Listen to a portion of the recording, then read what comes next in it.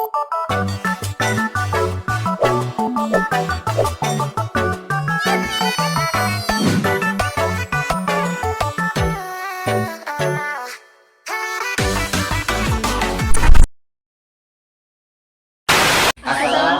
warahmatullahi wabarakatuh. Perkenalkan, kami dari kelompok 9 kelas 10 pasir E7 akan membawakan materi pelajaran IPS tentang Kerajaan Pajajaran.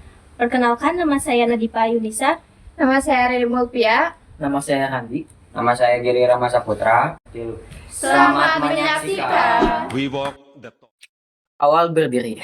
Jadi, sebelum Pajajaran berdiri di wilayah Jawa Barat, dulu ada dua kerajaan besar, yaitu Kerajaan Sunda dan Kerajaan Gulug. Keduanya masih satu keturunan, tapi sangat terpisah karena perbedaan pandangan antara raja saja.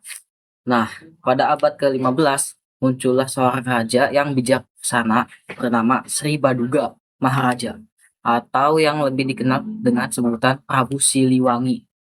Ketika beliau tahta pada tahun 1482 Masehi, Prabu Siliwangi berhasil menyatukan kembali dua kerajaan besar itu. Lalu beliau membangun ibu kota baru di Pakuan Pajajaran, yaitu daerah yang sekarang kita kenal sebagai Kota Bogor. Dari disinilah lahir Kerajaan Pajajaran, yang artinya berdampingan atau sejajar, melambangkan persatuan antara Sunda. Masa kejayaan. Di bawah pemerintah Prabu Siliwangi, Kerajaan Pajajaran mencapai masa keemasan. Rakyat hidup makmur, damai, dan tentram. Tanahnya subur, hasil pertanian seperti padi dan lada melimpah. Dan perdagangan dengan luar negeri juga ramai banget. Pelabuhan besar seperti Banten dan Cirebon menjadi pusat perdagangan internasional, tempat para pedagang dari Arab, India, dan Portugis datang membawa barang dagangan mereka. Selain kuat secara ekonomi, Pajajaran juga maju dalam bidang budaya. Prabu Siliwangi sangat mencintai adat dan tradisi Sunda. Di masa itu, lahir banyak karya sastra, kesenian, dan nilai-nilai kehidupan yang masih dijaga masyarakat Sunda sampai sekarang, seperti kesopanan, kejujuran, dan saling menghormati. Prabu Siliwangi dikenal sebagai raja yang adil, pemberani, dan sangat disegani. Beliau menjadi simbol kebanggaan rakyat Sunda hingga hari ini.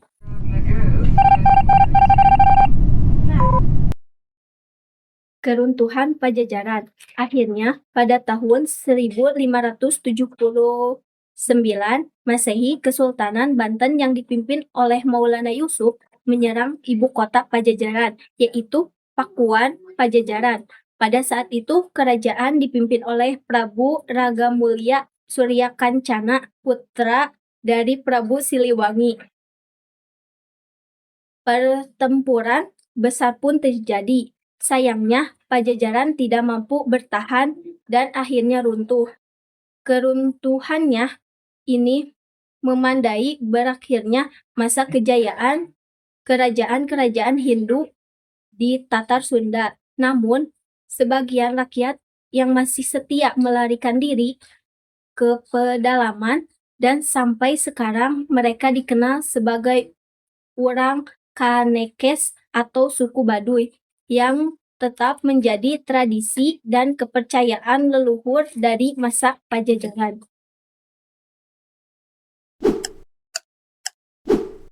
Masa kemunduran. Tapi setelah Prabu Siliwangi wafat, keadaan mulai berubah.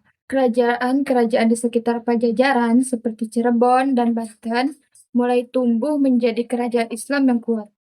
Awalnya mereka masih berhubungan baik, tapi karena perbedaan agama dan politik, hubungan itu mulai renggang.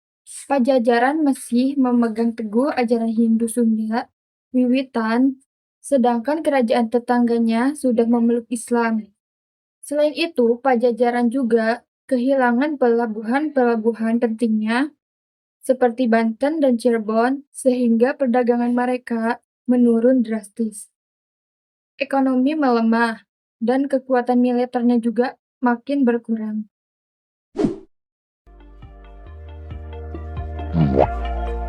Salah satu peninggalan paling terkenal dari kerajaan Pajajaran adalah Prasasti Batu Tulis di Bogor. yang dibuat untuk mengenang Prabu Siliwangi.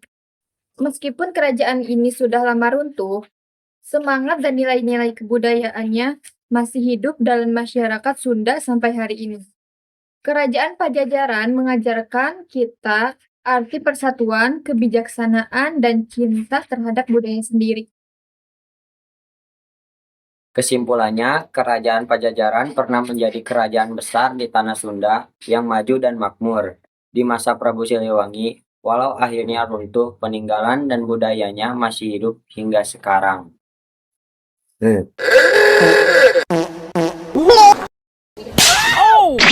Begitulah kisah kejayaan dan keruntuhan kerajaan Pajajaran. Walaupun telah hilang, semangatnya tetap hidup dalam budaya Sunda. Terima kasih sudah menyimak. Wassalamualaikum warahmatullahi wabarakatuh.